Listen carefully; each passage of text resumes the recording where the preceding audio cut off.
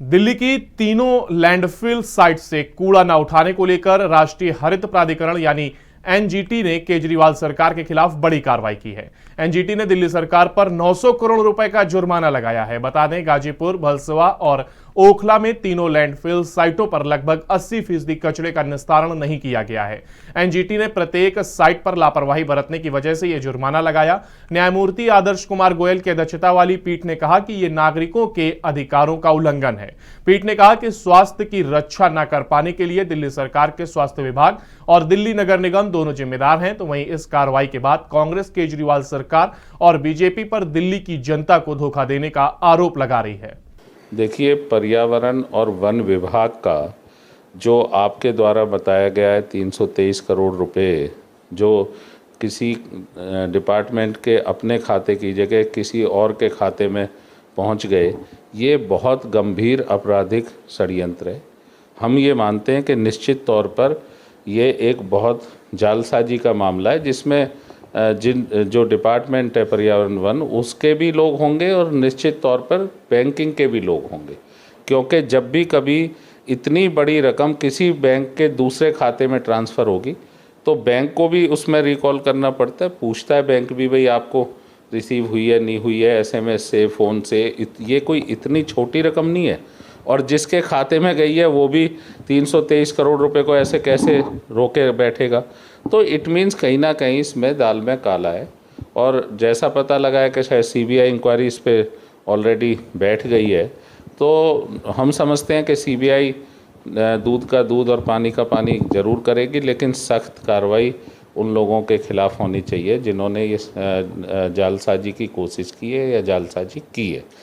देखिए, कांग्रेस तो विपक्ष में, दिल्ली में भी और देश में भी, तो हम तो किसी सेंट्रल एजेंसी को गाइड नहीं कर सकते। हम तो कभी ये नहीं दबाव कह सकते या कोई कैसे कहे कि कांग्रेस जिम्मेदार है, तो वो तो गलत है। लेकिन जहाँ तक सवाल है एनजीटी के 900 करोड़ रुपए के जुर्माने का लगाने का, हम पूछना चाहते हैं इस सरकार से, 152 करोड़ रुपए की इतनी महंगी ज़मीन जो दिल्ली के 3 तरफ एंट्रेंस पे है, जहाँ से लोग दिल्ली में अन्य राज्यों के आते हैं और देखते हैं कि कूड़े के ढेर बने हुए हैं और वो ढेर का प्रबंधन ये नहीं कर पाए। वो ढेर जब हवा चलती है तो दूर तक उनका बदबू फैलती है, उनमें से जो ऐसी गैस उत्सर्जन होता है, ऐसी गैसें निकलती हैं, मीथेन जैसी खतरनाक गैसें, जिनकी वजह से लोगों का जीवन खतरे में आता है, लोगों का स्वास्थ्य परेशानी में आता है। और आसपास तो दिक्कत है ही, उनमें बार बार आग लगती है, असुरक्षित महसूस करता है वहाँ रहने वाला, उसको डर बना रहता है, और उसके साथ साथ पूरी दिल्ली का पर्यावरण उससे ख़राब हो रहा है।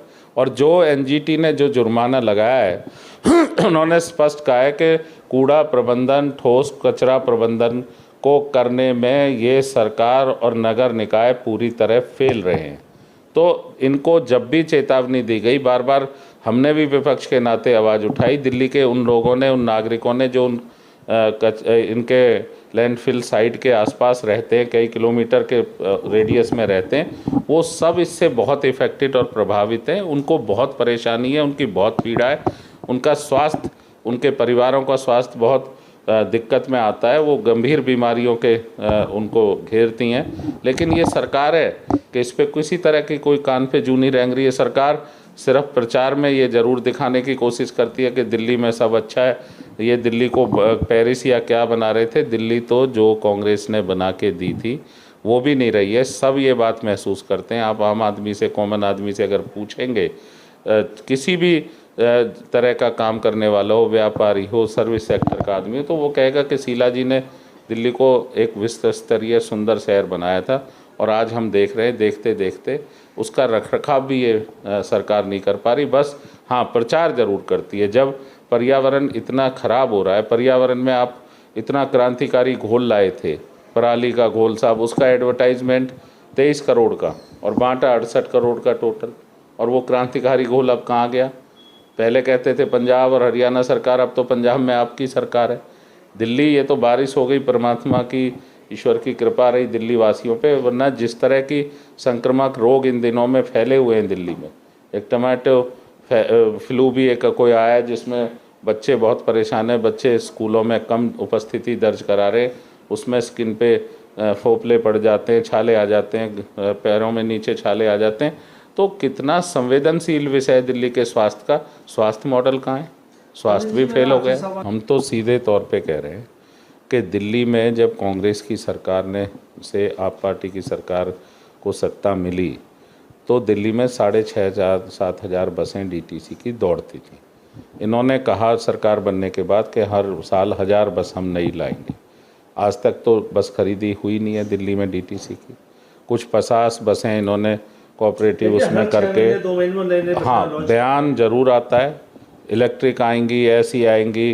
दिल्ली में अगर क्लीन फ्यूल पे पब्लिक ट्रांसपोर्ट को कोई ले गया था, डीटीसी के बेड़े को भी स्ट्रेंथन किया था, वो कांग्रेस की सरकार थी जिसने पूरी पब्लिक ट्रांसपोर्ट को सीएनजी पे लाकर एक ऐसा कदम उठाया था जो ऐतिहासिक है दिल्ली के लोगों को, जानमाल को और पर्यावरण को शुद्ध रखने की दृष्टि से। और आज सरकार सिर्फ हर बार नई घोषणा लगा देती है। ये घोषणाओं की सरकार है।